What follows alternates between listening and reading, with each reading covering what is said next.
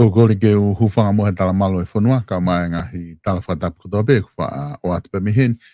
Talanga te te au whai ki toa mama, o ka ata e whainga maari e koe ni, ke o atu ai mo polokalama ko ia ko e whawhango sai ole, a ia ko heni pe mo whaiwhikau sariswaka, tami sene Australia ke maa whahoko te tau polokalama ko ia, i he wikeni malo e tau mao e ahoni pe a malo e ngahi ngāwe kutoa be kulawa ke whahoko, me apina pepe he foki o ku atu a tai tali loto fia loto mawhana ka te ki mautolu ko toa pe ku mo kau mai ke tau kamata i he polokalama ko ia o e wikeni. I he taimita tau ko fia ki tai tali rei whaifikau pa me i sene Australia ma tau mai ahoni whaifikau malo e ngawe lahi pia me i Australia mo fia haki whaifikau fia haki family pia mo ngawe ku whaimi hena. Ia malo bito solo tau wausia ai pongpongin pia o ko whawhetai lahi ki o toa mafi. Ai o toa ka tamai pia mai alo, hono lau maari e ko hi ko ene kei tuku taimi o ta mauai ai whainga maari o pongpongin ki whakakato ai ta polo kalama anga maheni.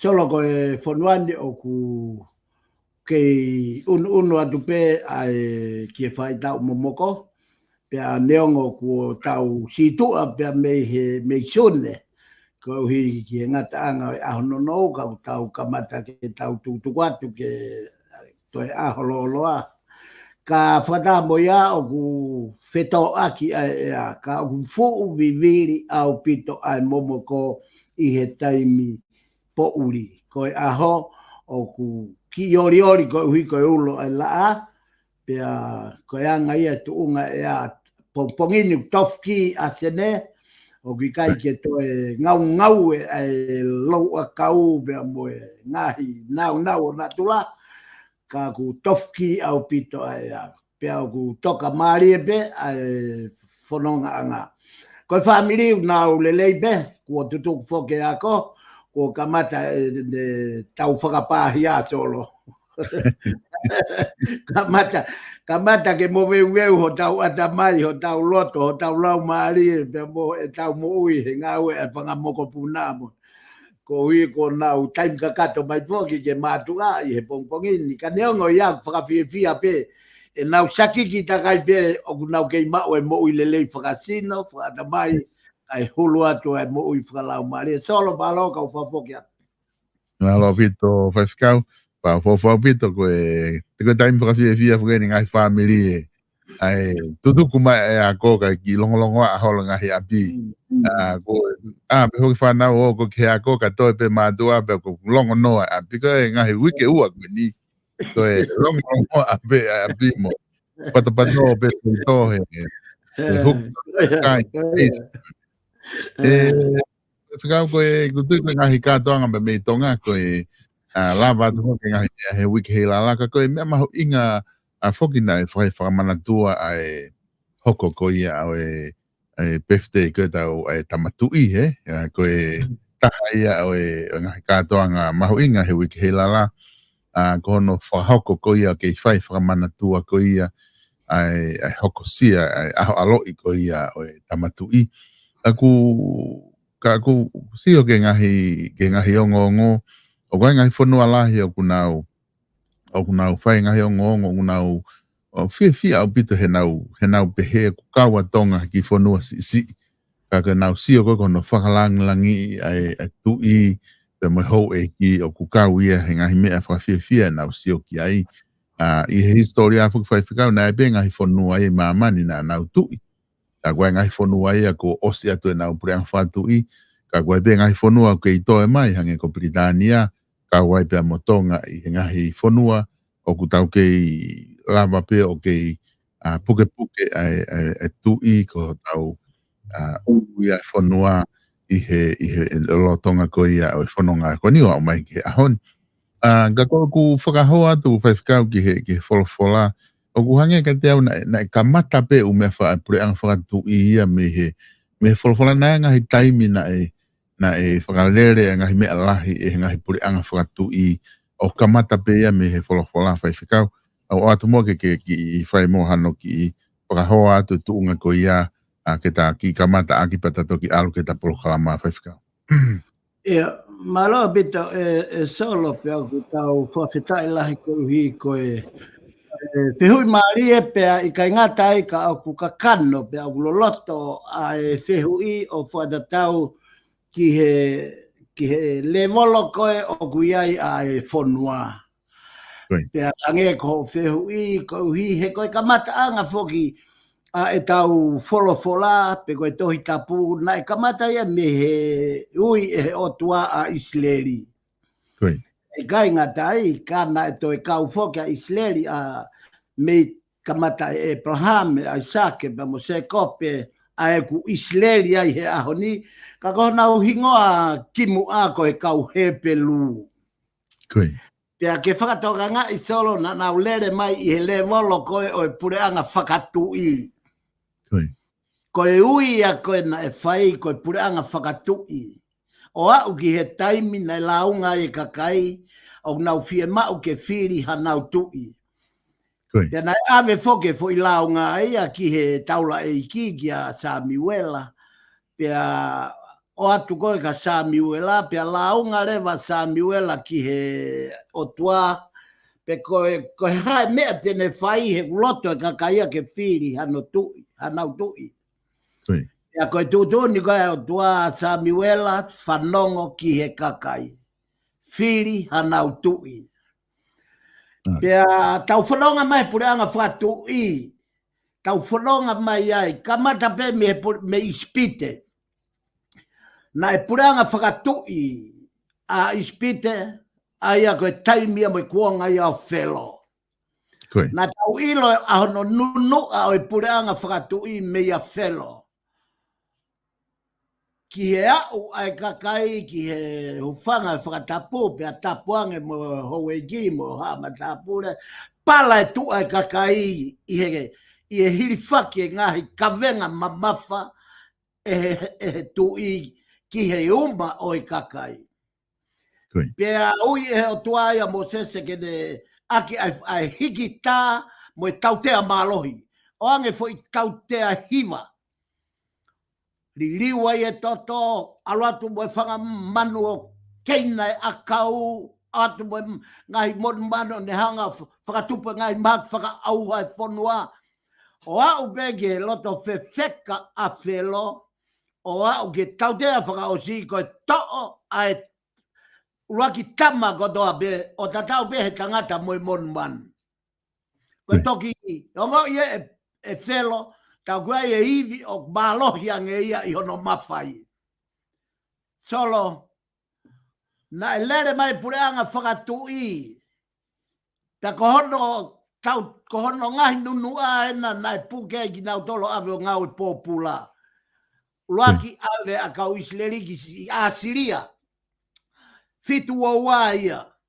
Au mai ke nima valua no. Toi puke ki nau toi Papilone, mo Nebukadnesa ave ki Papilone. Toi ngau e pōpula ai. Na e totonu ke tau wako mei ai. Ko e huga e te mokalati. Ko e te mokalati. O kulahi ono whakauhi ngā i. Ka kapau te nau whatu e tohi tapu. Ko e kamata anga ia e te mokalati. Lahi au pito ngahi tala noa ki a siuperi tari ai he koe tangata ia o historia.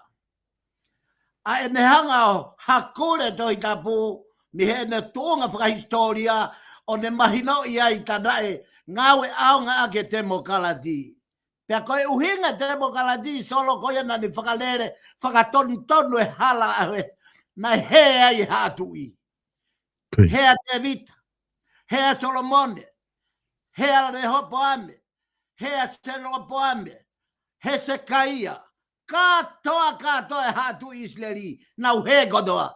Koe ha no hinga, koe uhi koe mawhai whakatui.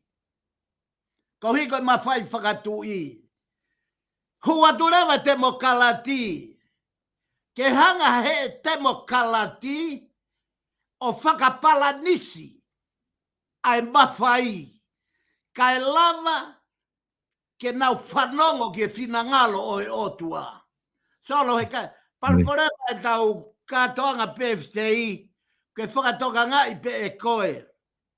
Tapuange pia mo e taloni bia tapuange me no pere bia mo kau mau takilakanga mo kau mau mafai o tonga Papilone ata ko foi birthday na fai Papilone solo na ke manatu ke kamata e tapol kalama ano fa manatu he lau mari e ko hi ke to o kakala mo sista olunga ko tui be wi be ho manat ki ai o ku I he tapol kalama be ko e o wauia o Papilone ko e fai katoanga ko e mea ko toa pena e moui ai fu ai tori ko ni ko Nebukadnesa pe mohono puranga Papilone ko e nau fai katoanga ko no omi ai kakai o fai ake whakalangilangi tangata o kai ke whakalangilangi o tua monuka ai otua ia whahinga katoanga pehe solo ko e rea ni me he uho o e tala mau whakahame lau marie he a tonga he a honi ko e he uhinga he ko e whakalang lang tangata ka ko e whehu I e polo kalamani kui whe o tua ke whai e whakalang langi solo ko e aluhala ko e kau weita pe mo ngai fufoi hina kawa malohi ai waine neongo ko waine ka ko haina ne whakahoa e waine ki he aho mo taloni e tui neo si ai e whai whekau na ia ne visone mamao mahalo ko si laka ke tau e wanoa me heni me e ne sio ke fufoi hina kawa malohi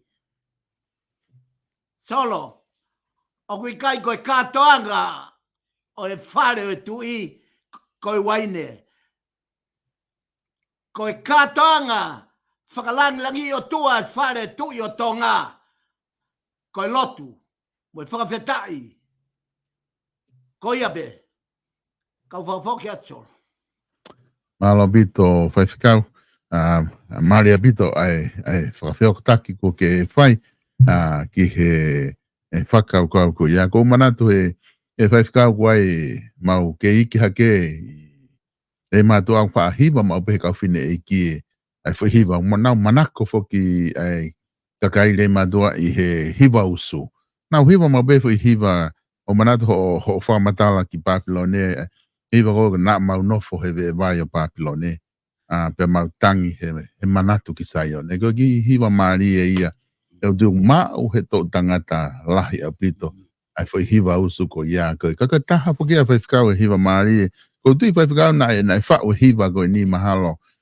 ki he taimi ko na ku he talanoa ki ai whaifikau ko ia e solo whakatonga ngai pe e koe tau tea mawha ia na whai ke whanau e o tua kono ave ki nau tolu ki Papilone he kua nau anga I Papilone solo ave ki e kakai o nau fulu tatau koe ha tau hi ai tori neongo koe whanau e o tua ka o nau he solo koe he ka koa he ko tonga koe kuonga eni tau tangat whakaosi eni kuonga eni na uhinga ki ai ui o tonga mo tuku whanua ke tau tou o whakalangi ai toto mo tata o kalaisi o viringi ai tonga solo mea whakamamahi ko e viringi ai tata ai o lunga ka se tolo ngangoi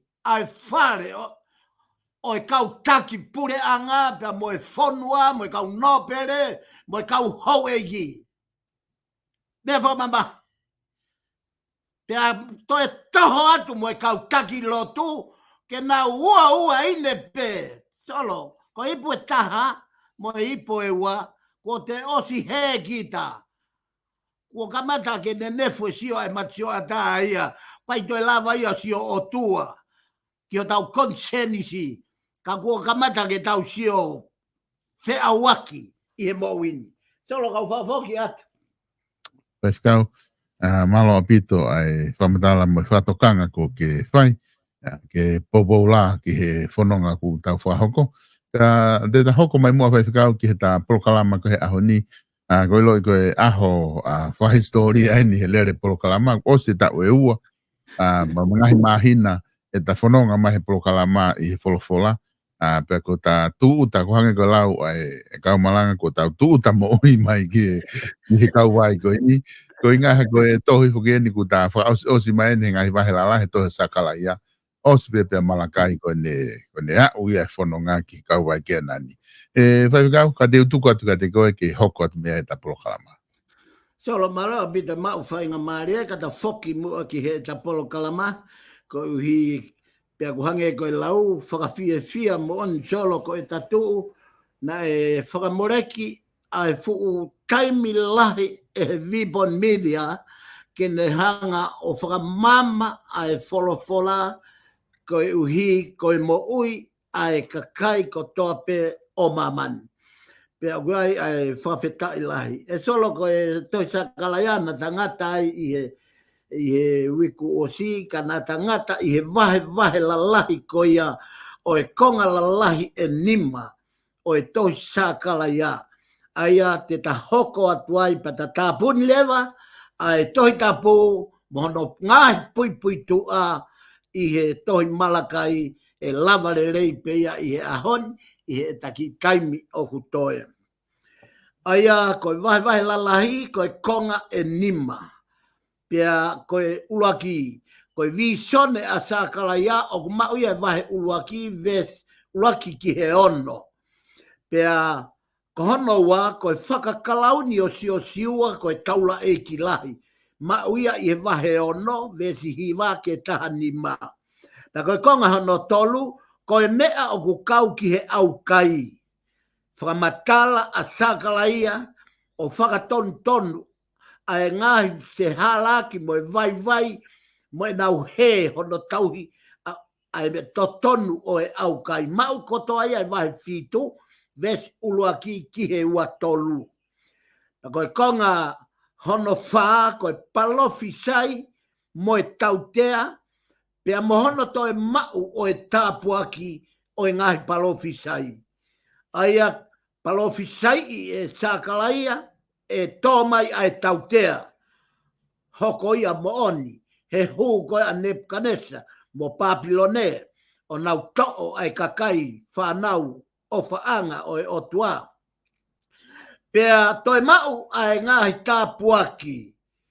Aia koe ngahi tāpuaki ko ia i he palofisai a sakalaia, ko hono whakamahino e sakalaia te nau toi foki, e toi hanga pe e he otua, mohono nima malohi, o whakafoki ki nau toi me Papilone, ki ho nau ngahi whonua, pea te nau toi langa e nau toi whonua o whakaofo o whange i he uaki.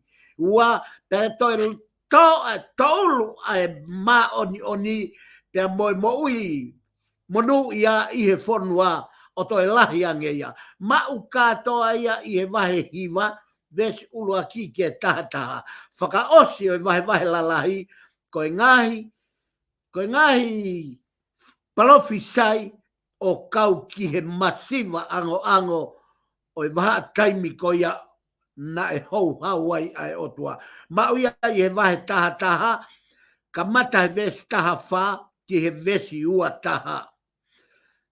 Ko hono toi ki whakaiki ki hi whope o i vahe la lahi ko ia, aia koe uluaki, koe ngahi visone ko ia a sakalaia, aia nā ta lawe ki ai i he vahe la lahi, koe vahe uluaki, ves uluaki ke ono. Koe konga no wā, koe talateu, mau pe ia he vahe uluaki, ves uluaki, koe talateu pe ia sakalaia. Na kono wā, koe ngahi visone ko ia, na e oange ki a sakalaia. Koe ngai foi visone ko ia na e au ia ke foi visone e valu. Pea o kou whaamu ke tahanga o whamatalai mai a ngai tefto i visone na e oange ki a sakalaia. Uraki, koe tangata mo e whangahosi. Mau e vahe uruaki hokate ves fitu ke ves ta fitu. Oa, Koe whai nifo mo e whai tuki uka mea. Ma uia vahe ulua ki ves hoko atia he vahe taha e ves taha valu ke ves I ua taha I e vahe ulua ki be. Tolu, koe tangata mo haafo fua. Na tatala noa mai I he justice I a emos mo ene koe kono supiesi ao emosi koe whaito tonu, pe koe justice, koe mo ui whaito tonu. Pea koe ni toi asi pe ia sakala ia ai whakamanatu e ho toa ai foi vi ai supiesi koe ia o emosi toi oange peka sakala ia mea tatau. Koe tangata mo haafo fua. Ai au magatunga foke haafo fua ko hono fuai o e ke mau ai mo oni. Ko hi koe lahi ai se hala ki mo e tono nou ai a hono fua e mo ui. Uhinga kotoa ngai viso nen solo ki he mo ui whakalau maari e pe a Isileli. Neongo o whakamatalai he ngahi viso ne o whakahahe ngahi mea ke whakahosi, wha I tuki uka mea, a fofua. Ka koe uhinga nau target kotoa be ki he mo ui a Isileli a ene whehala ki mo e nau toki tua mo e nau tauhi ai tori mo e nau ngahi kovi anga hala keke. Ta kono wha koe taula e ki lahi ko sio siua. Ta noa vahe tolu ia ki hono ui mo pe whakanofo sio siua koe taula e ki lahi. Mau e vahe tolu vesi ula ki hongo fulu. Kono ni maa koe tuunga mama pe mo ngahi fu ori ve. Aia koe visone pe moia. Tuunga pe i tuunga mama ko Islelia fu ori ve ko Kalaisia. Mau e vahe wha vesi ula ki e taha wha. Koe takainga tohi puna, vahe ni maia ke vesi ula ki e wha. Koe whewhine iha e wha. Aia koe vahe ni maia vesi nima ki e taha taha. Pea koe visone whaka o si ko hono valu ia koe sariote e wha. Aia mau ia vahe ono vesi ula ki he valu. Konga hono ua o e vahe lalahi ki hano toe whakaiki iki ange. Ko e whakakalauni o sio siua ke taula e kilahi. Ma uia e vahe ono, ka mataia e ves hiva ke ves taha nima. Ko hono ua, ko e whakakalauni o sio siua, ko a whakatā whakapalo fita. Ko e uhinga ia hono whakanofo o sio siua ke taula e kilahi, ko hono whakatā ia o hano whakakalauni o ha palo fita, o kune loto toa ke lea hanga tonu I he mo'o ni. Oua e toe afe koe mawhai, oua toe afe koe koloa pe koe paanga, oua toe afe koe hiko hakumi o hatu umaarie, ka e whanonga hanga tonu I he tala mea a e otua I hono tuunga whakapalofita, ma uia vahe ono vesiva ki e taha nima. Pi koe mea kau ki he au kai, vahe fitu vesu ua ki he tolu, ve te kia ki a konga lalahi e tolu. Koe whehu I e kau taki kau ki he au kai, mau e vahe fitu vesu ua ki he tolu. Koe tari ai eiki, mau e vahe fitu vesu wha ki ta wha. Ta koe whaka o si, koe palomes, o e whaka ake, hake o se salema. Ma uia vahe valu sakala ia vesi ulua ki e vesi ua tolu. Ta hopo I fuai ke konga lalahi e tolu o e palofisai mo e tautea o e tāpua ki. Ma uia vahe hiva vesi ulua ki e taha. Vahe momo iki ia ki a konga lalahi e wha. Ulaki, tautea I o ngahi pure a ngā takatakai mai. Ma uia ia vahe hiva vesi hiva mo e hongo fulu. Ko e tui o e kahau, kala noa ki e tui e hoko mai hiri ko ia a e tui ko ni o e lolotonga. Mau e vai hiva vesula ke valu. Ko e tapua ki mo e whakaake hake ma e kakai a e otua. Mau ia I e vai hiva vestata ki e taha fitu. Konga whakaosi o e palofisai o e tautea mo e tapua ki. Konga whakaosi ko no whakahaufi pia me ngahi whiri. Mau e vai honga fulu vesu ua ke taha. Konga hono wha o e vai lalahi Ko ngai palofi sai kau ki misa ya. Vai konga ko ia hono fa i vai la lahi o ki ai konga iki ai to luaki. Ko i whakatata o e ongo tau sibi. Ma uia vai tata me fa ke ta fitu. Ko i whakahaufi o e kaha o se sarema ma uia i vai tahawa ves fitu ki e ta tolu. Konga whakausi ko i kuna whakamui ai misa ya. Ma uia i vai ta fa ko vai whakausi a vesi ulua ki ke wataha. Pea ko ene katoa ia o singa marie o e tohi ko ia a sakala ia fe unga whakatoa vahe a foi vahe ia sakala ia moi foi vahe e taha wha. Solo ta hoko atua i pe ki he tāpuni o e fuakawa motu a i he ta tohi whaka o si aia ko e tohi a e palofita ko Malakai i he fuakawa motu a i he tohi tapu katoa. Ko hono supi e si, pe ko e uhinga o e tohi Malakai ko e ku tala whekaue pe o ku fie mau ha whaka ake lotu. Konga e ua o e supi e si o e tohi a Malakai uaki ko e ku tala whekau e tukuatu. Ua, ko e fie mau hato e whaka ake lotu maa Isileri. Ko haina ne whai a e tohi ko Malakai be. Taimi pe ko e kuonga na ne moui e taimi tatau mo e sela mo ne he maia. Ko e whakamui taha o e kau palofita i he fuakawa motu a Malakai. Nai whaifakua e tohini, waha o e wha noa ki he wha tolu noa ka maa. Whatonga yang e solo, ko tohi tāpuni ai ne fuaka motua, ko no tau eni na e tāpuni ai fuaka motua, ko e wha tolu noa ka maa. Wha noa ki e wha tolu noa, ai ako fui tau be e hongo fulu, o na ngā weai a Malakai. Hiri ai foki mei Papilone e klupu honoua, a ena e taki ai a esela. Na e whau e tohi, hiri ai foki ai klupu honoua, i he tau whawhanoa, ki e whātou noa, a ena e taki ai ai klupu ko ia e esela ai foki ki Seusarema.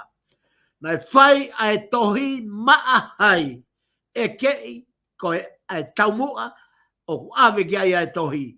Na e whatu ai tohi, ke ave ki he kau siu, kua nau foki ki Seusarema. Ko e hinga ia na e whai ai sakala ia tohi, ke ave ai tohi ki he kau Seusarema, aena e foki mei Papilone hiri hono whakataua taina ki nau tolu e kōresi.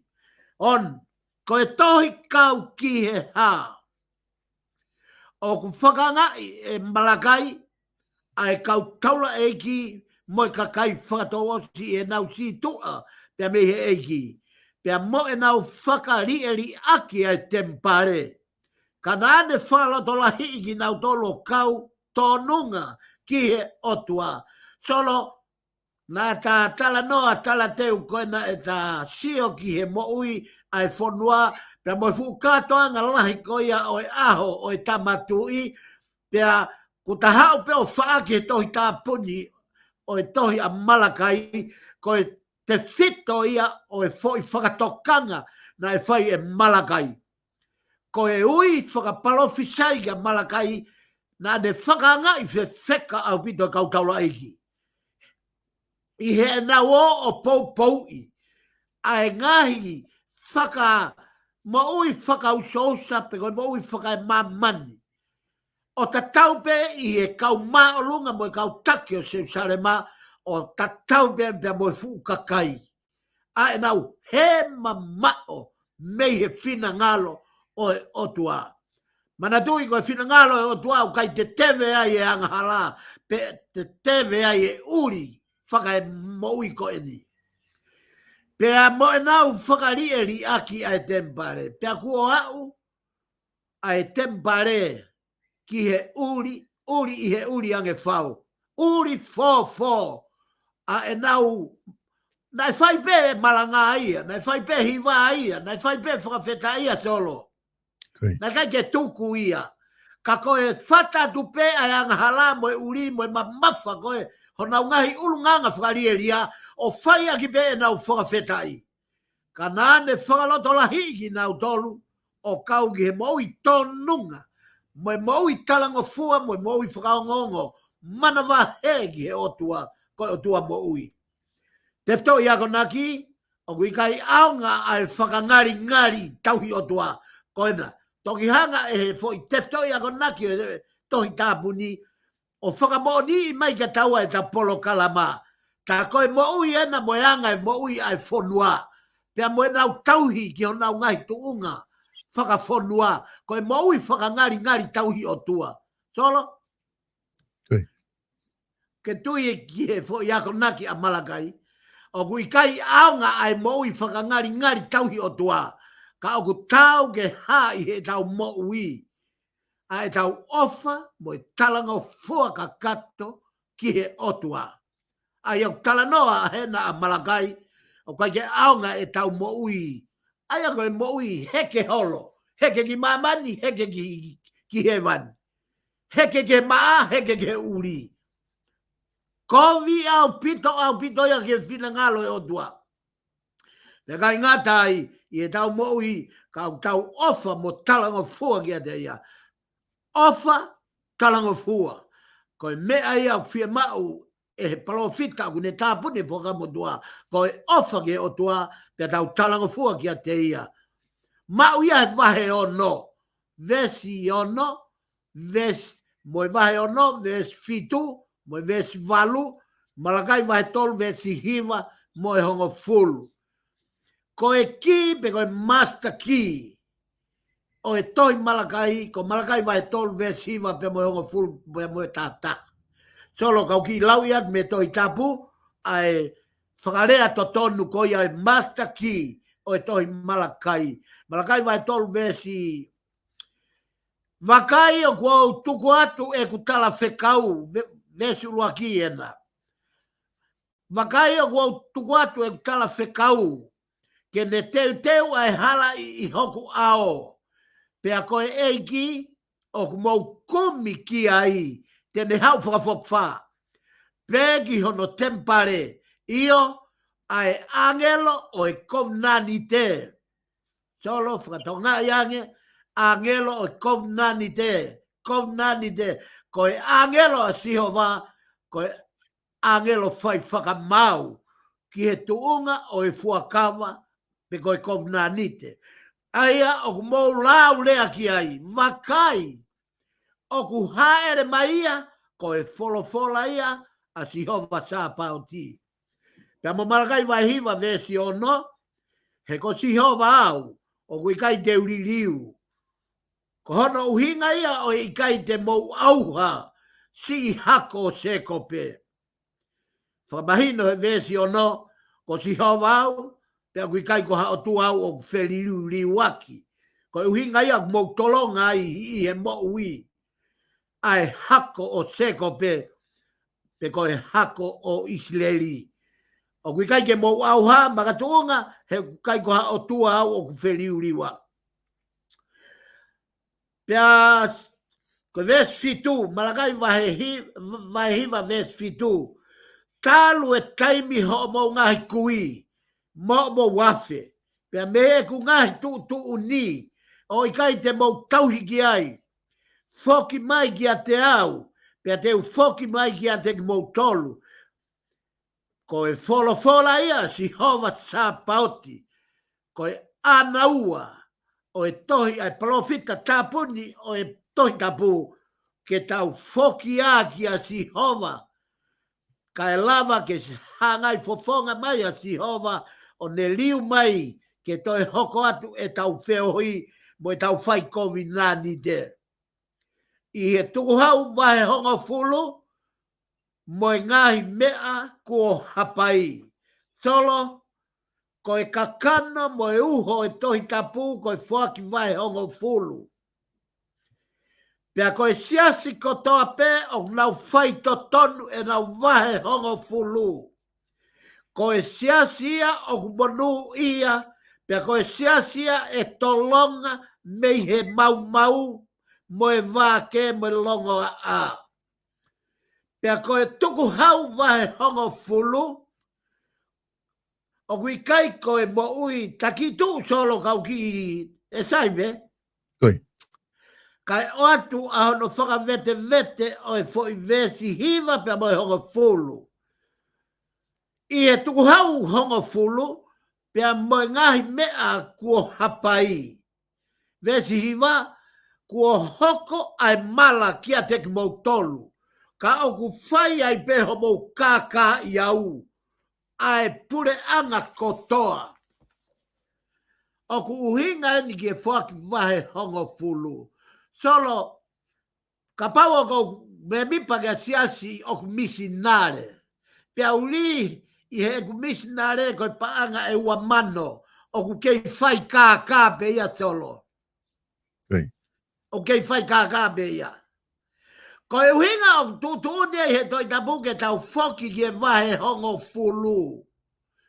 Ko hono uhinga ka e lava e whakamauta tonu ai o tua ke ne ilo na ke vahe uange au he weekend.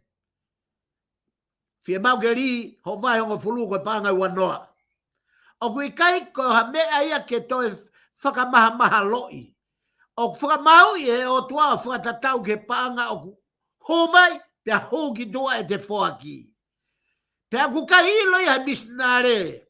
He te utana ki au he mahina i taha ua, taha kiru pauri pia e ua mano. I kai koia? Koi. Pia hange ungari lahi e ua mano. Ka koe kaka ia solo. Koe siasi kotoa peo vahe hongo fulu. Koe siasi au nau mahinoi. Ai folofola. Pia moe tu uni ai folofola. Li e vai hongo fulu, he koe totonu koe te whai e vai whaki vai hongo fulu, o ku ilo i langi, o ku ilo i mamani, o ku ilo he siasi, o ku ilo ho to family, o ku ilo he fonua. He koe nau whikape, koe ku lipe taha mano o, koe vahe ai motua koe na e taha mano koe sio kene vai hongo fulu koe taha hafi. Sion? Ai au whakamau i whakakontsenisi. Pea koe mau inga ia. Pea toi pehe vete. I he tohi malakai. I hene whakamama wha. Koe mea peia taha mou kaka ia iau. Koe whoaki. Koe hae uinga mou kaka ia iau he whoaki. Mou whoaki whai to tonu. Ho mou vai hongo fulu. Sai. Pea toi pehe e palofita. Kai te mou whai to tonu ho mou whoaki. Kai te mou whai to tonu ho mou whoaki. Te ukona a e tama keina. Pea kai ke tau whakatoka ngai koe masiva koe keina. Koe tama keina ia. Koe masiva koe tama keina. Koe kai haa. Koe puke. Koe exteni. Koe mahaki. Oku tau e tama keina he whanua solo. Ka kui kai ke nau ilo e nau tolu koe tama keina ia. Oku hoko mai ai whai ngata. Oku hoko mai ai. Pea koe uhinga ia nau ki ta ofi ai kata tuu ai. Ka hono i ngā ke whai e whakamamafa i hero. Mawami hono kotoa o e tukuhau o e vai hongo fulu. Ki he whare koloa. Tala mai ke tau whai te tonu. Ki he whare koloa. O e otua ka koe whare o sihova. Koe whare ia o e otua. Ke ai ha mea ke mama i hoku whare. Ke lama ke ulo i mama hoku whare. Ke whakaholo si o anga. O hange ko seu sare ma maunga saione kolo te vita. Ko si hava sa pautia. Pea e kai te tanak ma mautolu. Pea ka pau te mau whai ia. Te tangaki ki a tek mautolu. Ai katopa e wha o e olangi. Ka uhanga huhua e tapuaki. Ke ona ke i hao ho mau whare.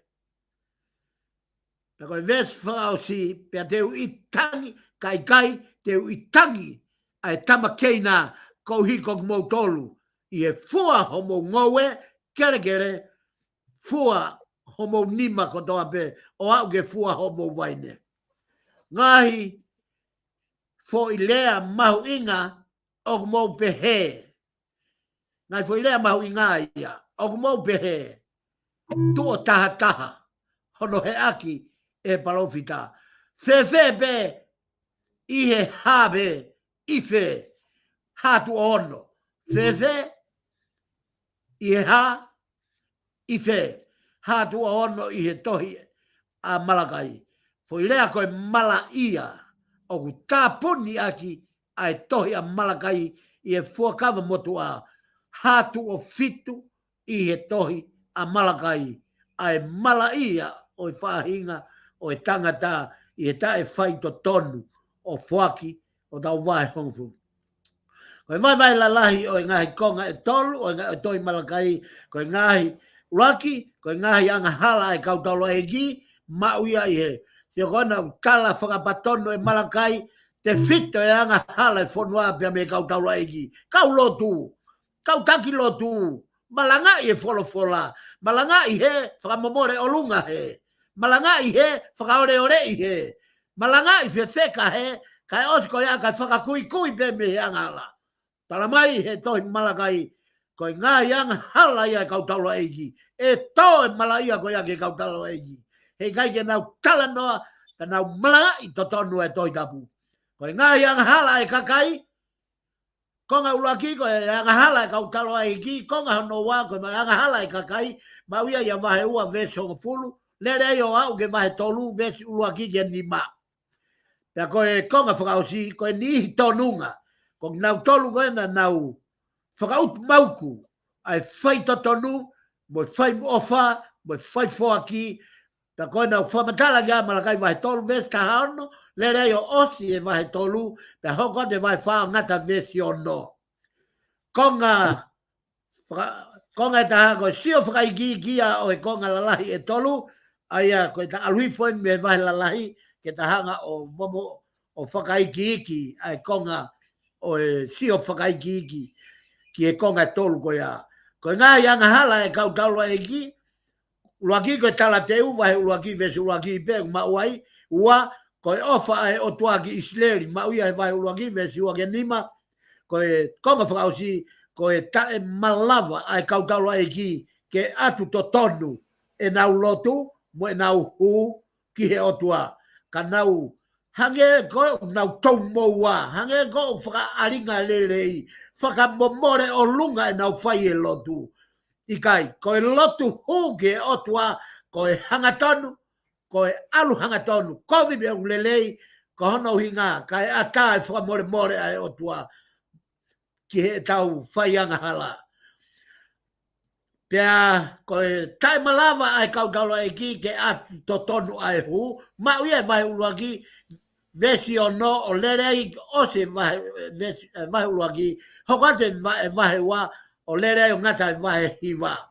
Ko ngahi konga whakaosi, ko e ngahi anga hala e kakai, i e vahe wa vesi honga fulu, uraki ki e tanima, ko e ha e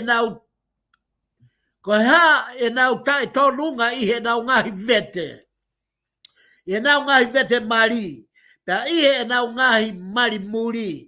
Tala noa ena ke te to ianga hala ne mo ua e kakai Isleri, uraki koe vete mari, ua koe nau mari muri. Ma uia i e vahe wā ves honga fulu ki ta fitu.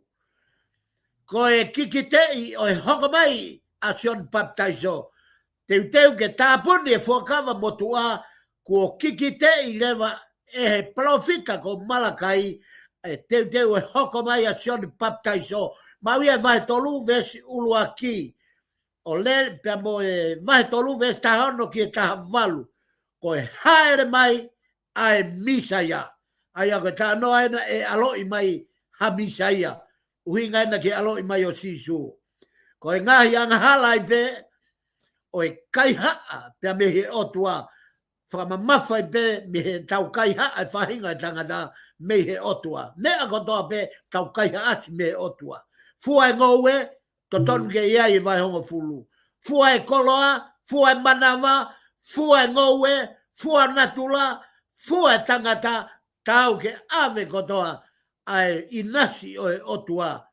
Ma uia e vai tolu ve fitu ki e tā nima. Pe koe konga whaka o si rewa, koe osi e toi malakai, koe tatabuni, koe nihi tonunga, vai tolu ve staono, le rei osi e vai tolu, hoka te vai wha o ngata vesi ono, waki, koe kau tui mo oni, se koe apasia mo toka ia si hova, koe ku koloa kano kato, ma uia vai tolu ve staono ke ta walu, wa koe aho e hoka mai ai egi, pe koe aho o egi, ma uia I vai wha vesu laki, wha pe a koe hau a ilaisia, pe a mozione baptaiso, ma uia vai wha vesu nima pe a moe ono, tala noa avangi ai pui pui ai puakam fōu, ta punia e malakai I he vahe wha vesu nima moe ono, e hoko mai ai profita ko ilaisia, pe ai hoko mai pe a mozione baptaiso, koe whakamelo ki he hoko mai ai misaya. Kato e tohi malakai, whiunga ia mo foi vahe e wha. Pea koe ne o singa Maria ia e solo ai fuakawa motu a. I he ta vete a hono ngahi pui pui tu a e solo. Pea ko kore pe ia ki whainga Maria koe nike I waha a koe ni o e tāpu ne toi malakai e wha tau noa ka maa, pia hoko ai waha a koe ni koe waha a taimi o e ongo fuakawa. Ai fuakawa motu a, pia moe fuakawa fo ou. O ku ngata e fuakawa motu a I he tohi malakai, pia kamata e fuakawa fo ou ia mātiu. Koe piria te loa loa ia moe waha a taimi koe ni, o ku mei whiunga ia mo toi tau e whange au. O ku ui, e he nihi o e waha a taimi ko e nihi e kau whakatotola whautohi, ko e whahai tau o e whakalongolongo. He nai kai toi pā mai ha misone, nai kai toi pā mai ha whekau, nai kai toi pā mai ha mea e taha whekau aki mo e otua. Na e kai iai ha whekau pe ha mea fo ou pe mehe otua. I he tau e ua awhe, tau e ua ngeau ki mua I he taimi o e palo fita koia ko Malakai. Tala noa ni kia Malakai foi tau e ua ngeau ki mua ai, a ena e hamu ai a Seusalema o ngau e popula koi ki Papilone, ko e tau nima valu fitu. Wia. Pea I kai ngatai, kana e tō ai kolo hau koia o Papilone I he nima o e puranga pesia. Aia, manatui koe ave koe ni ki nau tolua whangau popula I koe ki Papilone, koe whetuku ia kakai ai otua. I he hau ai otua o whakaata ai whiri, pea mo e tēmolo ke na omi o ave ene whanau o a koi ki nau dolu ki he whaingata a pea me Papilone. Te unga foi tau koe ame tau e fitunga fulu na o ngau e ai. Ngau e popula ai. Hu mai re makoresi me pesia. O ne hanga o tau I a Nebkanesa, o ne ikuna, o ne tutuni ke whakatawa taina ki nau tolu. I longa ki nau tolu fie foki ki nau tolu ki Papilone. Foki nau tolu ki Seusalema, mo Isleri, Siuta, o langa e whonua. Kono I ngahe kua liriu kua I kai ke toi pure o kai toi pure a Papilone ka kua pure a pureanga pesia. Whakatonga e solo, koe pureanga pesia, ko ia e talanoa ki ai, ai to'o pulonga I he tohi a tānielana ta whanonga mai ai, e ne talanoa koe ke ulu, he misi koe nei whae Nebkanesa ke ulu, ko pureanga Papiloneia, pa ko hono whata, koe pureanga pesia ia, aia koe huma ia a koresi, o ne hanga tai e foi ulu, ai pureanga koe a Papilone, ka e haurewa pureanga pesia, koe whata ia na e sio ki ai ma ni oni koe ia koe profita ko Daniela. Kai ke, koe ngahi mea ia o ta whau mai, Ko ngai mea na e kau ki e piri o teni, pe koe waha kaimi, pe koe kua ngani, koe fou mai i he ngai tohi whau historia. Ai kau siu hange ko se fasi. Pea mo ki nau tolu na nau hanga o whau ai ongo tohi i loa ko ia koe apokarifa. Uloaki pea mo e ua o e makapeo, pea ke whakato ngai kato e ngai historia whaka isleri ko ia. Aia na nau hanga o whau e ngai tohi ko ia hiki tohi, pea nau hanga whatu me ia e whamatala e tohi tapu. Koe apokarifa, koe klupu ia o e ngai tohi e taha wha.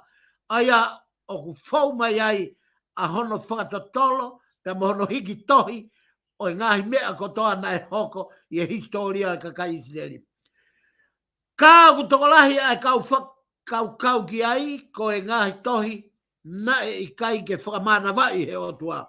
Kau ena konga mau inga, ko e ngahi tohi ko ia na e riseki, pe na e riaki, pe mei he tohi whakaapukarifa, makapeo, pe mo ngahi historia ko ia mei he kakai me kau taki e puranga siu, na nau hanga o i kai ke nau ngau e aki ki hano whakakakato ke hiki ki e toi tapu o makatunga he na e kai ai ngahi me ai na e kai whina ngalo ai o tua ia ke whakahu i he toi tapu. Na e whakangofua e mpola pēsia ko kores hani ihi e kau siu ke nau whoki ki Jerusalema ko ia na e taki ai a selui pēpēri.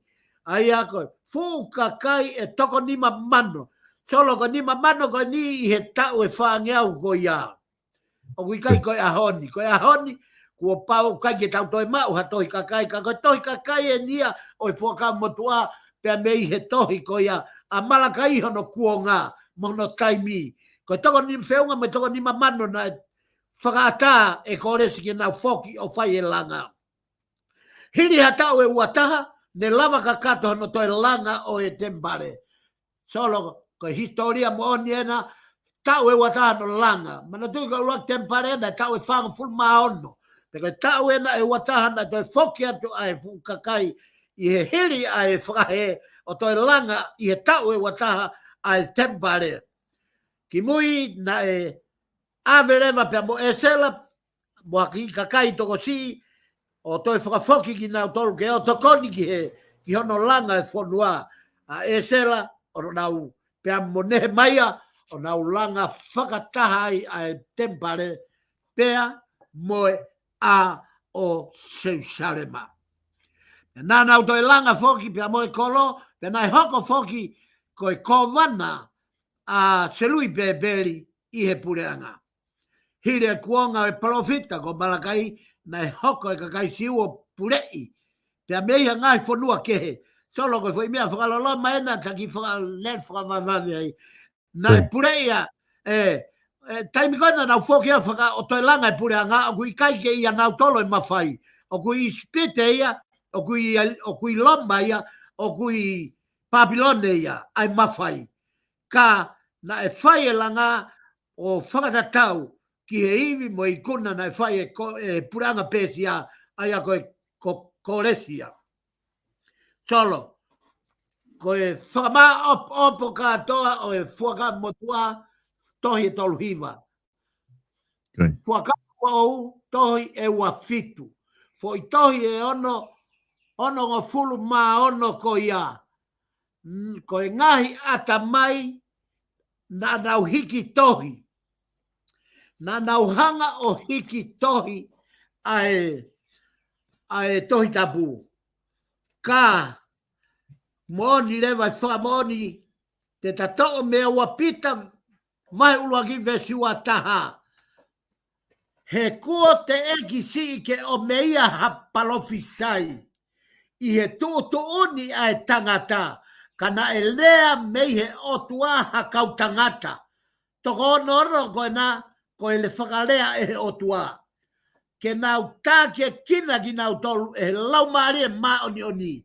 Ke nau whai e tohi o whakatatau ki hono whakamana mai ki nau tolu e he laumari e maoni oni. Ka pauna e kai e laumari e maoni oni o kui kai ke tohi tapu ia e kei tohi whakahistoria pe ia e tolo.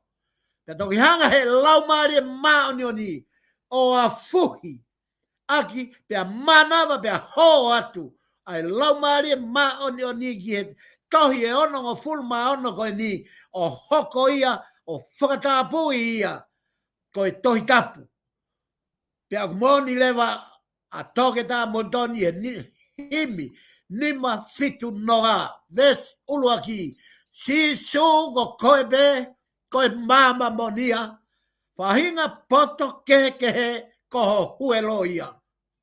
Koe kakai ko toa na nau whau e tohi tapu. Na nau mau me he awhiona ai mea ne nau a au. Ke tau hakure mua e tohi kua whai. Ke ho e mama ai otua ki ho tau atamai. Pe whausi ai lau ai puna ke pe hebe ke tau tari. Ai iwi o e tohi. Hanga ai atamai ki ai ke mauai ha malohi. Sione vai wanoa vesi ua. Ko e tala fungania o e whakamauhi ki he tohi tapu. Mo e makehe anga. Mo e fisfis mua e tohi tapu. He ko tau maui anga ia. Pea ihe ene lea pehe. Na ane ho. Kia tek nau tolu. O ne folo fola. Mo mau lau maari e maoni onia. Ngau e vai ua vese o fulu mavalu. Te uriringi hoku lau maari e. Ki he kakano mo ui kotoa pe. Pea te nau palofisai. Wanoa. Ko e toi tapu katoa. Kua hoki ai e lau maari e mo ui o e otua. Ko e taim. Ko e tamai. Mo e alo. Mo e lau maari e maoni oni. Kalu ai ne hoko e toi tapu. Ko e folo fola mo ui. Ai otua. Timote. Hua Timote vai tolu. Ves. Ta wha ki e tanima. Ka kokoe. Ke nofo ki he tohi tapu. Ka kokoe. Ke nofo i he ngahi mea. Na ke ako ki ai. Na e mahino atu. Ko ho ilo ki he anga o i kakai. Na ke ako ai. Pea mo e talu ho vare vare. Kuo ke maheni mo e tohi tapu. Aia na ne mawhai. Ke whakapoto. Pea ke mau e whakamaui he tui. Oku ia kalaisi. Tabuni. O e porokalama. O e toho pui pui tua. O e tohi tapu katoa. Ta tabuni agi a ua Timote vahe. Tolu ves taha ono. Aia o pehe solo. Ai pui pui tabuni o e tapolo kalama i he tohi tapu. Ko e pot folo fola ko toa pe ne whakamana vai mei he otua. O ku aonga fokia ki he ako naki. Ki e whakailo hala. Ki e whakatonu tonu. Ki he ngao hia ke ma oni oni. Ko e uhia ke tou ka kato. Ai tangata whakaotua. I he sino. I he atamai. I he laumari. Kua osi sauni. Ki he ngau e lelei furipe. Tolo. Ko e osi katoa ia. O e fuakawa motua. Fuakawa fo fungani ai. Ai ho e he laumari e. O ne whakamana vai e tohi tapu. Ko tau mo ui anga. O e tau tangata ko toa pe. Ka ua kua panga ngalu a taimi. Solo ko tui kua whiunga e ta polkalama o e ahoni. Ka ta toki hoko atu i he wike kahau. Pea ko whamalo atu ka tu mo tolu ko toa pe kua mo wafe mai. O tau inasta i e te pire whakalau maari o e ahoni. Kore whakamore more atu. Ka kuiai hangahi whe amo kaki. Ka kuiai hangahi tono no. Ka kuiai hangahi whe halaki. O e polo kalamani. Tuku ke lau maari e maoni oni. Ke ne hanga whakaton tonu mo ne whakamana vai. Ke mo ui e ne folo fola me he polo kalamani. He ko e polo kalama ia o e tā ai whawhango saione. Pea ko e ongo mai o kui kai ko e leo o hau ka mea. Ka ko e ongo mai o e whawhango. O e whare lotu, whamanat senduri ke o whakarerei lotu, ko e whakarerei lotu, ko e whakarelei lotu. O whātu ki at mo tolu ko toa pe ofa ke tāpua ki he lau mare maoni ni. Ak nau tolu ko toa pe si kai ngā tonga ko toa pe. Nau tolu ko toa pe nau afe mai e te pire wha lau mare o ea honi. Ai kau taki o e whanua e whare tui. Whare o hou eiki no pere. Kau tak pureanga paremia. Kau mā kau tak lotu i tonga.